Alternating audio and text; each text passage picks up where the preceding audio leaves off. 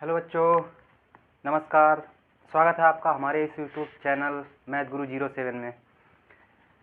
आज वास्तविक संख्याओं की एक्सरसाइज में से वन ए में से हमने ये सवाल क्वेश्चन नंबर 7 उठाया है मनोहर रे की बुक से।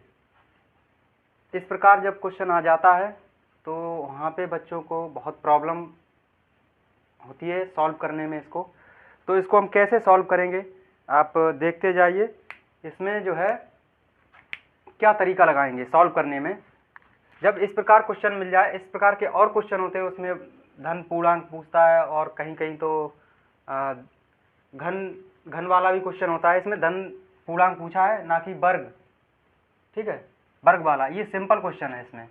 तो इसमें हम क्या मानेंगे, ये बता रहा है कि दर्शाइए कि कोई धनात्मक विषम पूर्णांक 6q+1 या 6q+3 या 6q+5 के रूप का होता है। तो इसको हमें दर्शाना है। तो जैसे हमने इसके लिए हमने एक संख्या माना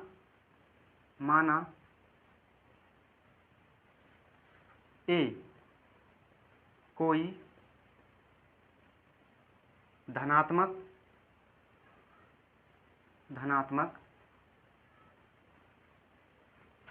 पूर्णांक संख्या है। हमने मान लिया, ठीक है, हमने मान लिया कि a एक कोई धनात्मक पूर्णांक संख्या है। तो हम क्या करेंगे, हमने जैसे पहले एक ये वाला हम दिखा दें आपको करके। जैसे हमने कहा कि अब ये भी धनात्मक संख्या है, लेकिन ये दिखाना क्या, ये विषम धन पूर्णांक दिखाना है। तो हमने इसके बराबर ये मान ली कि ये a बराबर जो है वो इस 6q प्लस r के बराबर मान लिया हमने। तो यहाँ पे एक शॉर्ट कंडीशन लिखेंगे। इसमें कंडीशन क्या होगी, जहाँ पे q is greater than equal to 0 के बराबर होगा। यानी कि q जो है आपका यहाँ पे 0 के बराबर भी हो सकता है और 0 से बड़ा भी हो सकता है। और कंडीशन क्या है, r के लिए कंडीशन क्या है, r क्या होगा, r जो है 0 से बड़ा होगा, r जो है 0 से बड़ा होगा, लेकिन यहाँ पे क्या दिया है, 6 से छोटा होगा। r के लिए कंडीशन क्या है, r के लिए कंडीशन है हमारी कि r जो होगा वो 0 से बड़ा होगा और 6 से छोटा होगा। ये कंडीशन लगेगी यहाँ पे। तो हमने क्या कहा, तो अब यहाँ पे आप क्या लेंगे, जैसे यहाँ पे r की वैल्यू हम ले सकते हैं। r का मान जो है जो भी लेंगे वो 0 से बड़ा ही लेंगे, क्योंकि r जो है 0 से बड़ा दिया है। तो r का जो मान हम लेंगे वो 1, 2, 3, 4, 5 और 6 से छोटा है। तो हम 6 नहीं ले सकते हैं क्योंकि 6 से उसने छोटा कह दिया है। तो ये वैल्यू हम उठा के यहाँ रख देंगे। तो यहाँ चेक करेंगे कि क्या, अब जब हम इसमें r बराबर 1 रखेंगे, r बराबर 1, तो यहाँ पे उठा के रखेंगे a बराबर हमें जो पूर्णांक मिलेगा वो 6q, ठीक है। अभी यहाँ पे आप 1 ना लीजिए। जैसे r को हमने नेग्लेक्ट मान लिया, 0 मान लिया, थोड़ी देर के लिए हमने 0 मान लिया, तो यहाँ पे क्या हो जाएगा, आज जैसे हमने r का मान कुछ भी नहीं लिया अभी, तो ये a बराबर जो 6q है, ये जो a बराबर 6q है, ये जो संख्या है वो 6 से डिवाइड होगी।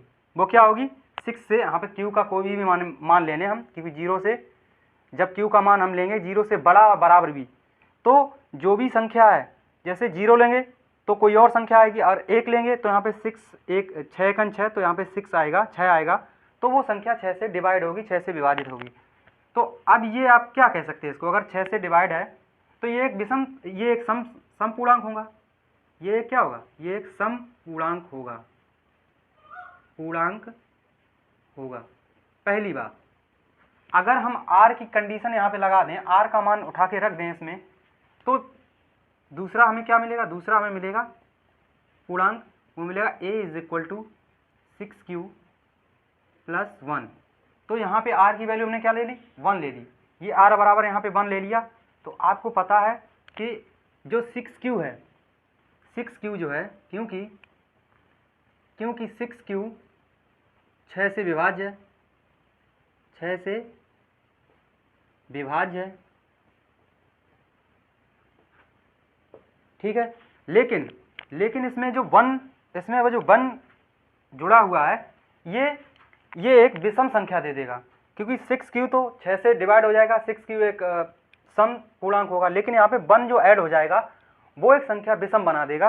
इसीलिए 6q + 1, 6q a = 6q + 1, ये एक विषम धन पूर्णांक होगा। क्या होगा? यह एक विषम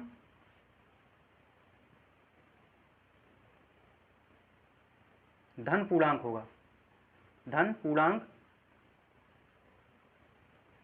होगा। ठीक है।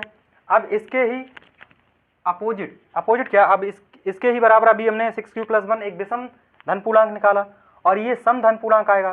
तो यहाँ पे r की वैल्यू जब हम 2 लेंगे, यहाँ पे r की वैल्यू जब हम 2 लेंगे तो यही हमारा क्या आ जाएगा, थर्ड कंडीशन में a = आएगा 6q + r था तो यहाँ पे रख देंगे 6q + r की वैल्यू हम 2 ले रहे हैं तो यहाँ पे 2 रखेंगे।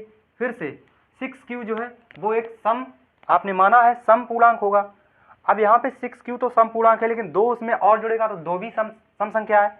इसलिए तो ये संख्या जो है, ये जो धन पूर्णांक है वो हमें एक सम पूर्णांक देगा, सम धन पूर्णांक देगा, क्योंकि यहाँ पे 6q जो है 6q आपने पहले से ही सम पूर्णांक माना है और इसमें 2 भी जुड़ जाएगा तो 2 ऑलरेडी पहले से ही सम है। तो इसके लिए हमें क्या मिल जाएगा, a बराबर जो 6q है वो एक क्या हो जाएगा, समधन पूर्णांक होगा। ठीक है, ये होगा समधन पूर्णांक।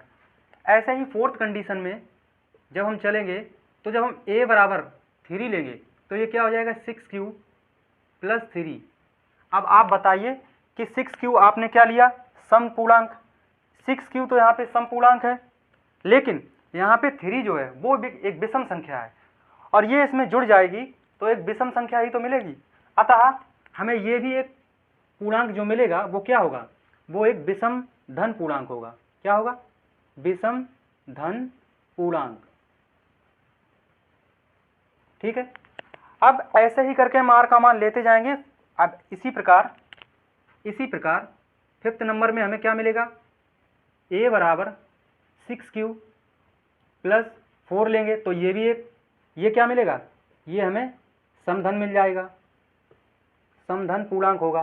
ठीक है। और लास्ट में हमें जब हम r बराबर 5 लेंगे तो a बराबर आ जाएगा 6q + 5 और ये एक 6q एक सम संख्या है जबकि 5 एक विषम संख्या है, तो अतः 5 इसमें ऐड होगा, 5 इसमें जुड़ेगा तो ये भी एक विषम संख्या बना देगा। अतः ये भी एक संख्या क्या है, विषम धन पूर्णांक है। क्या है ये, विषम धन पूर्णांक है।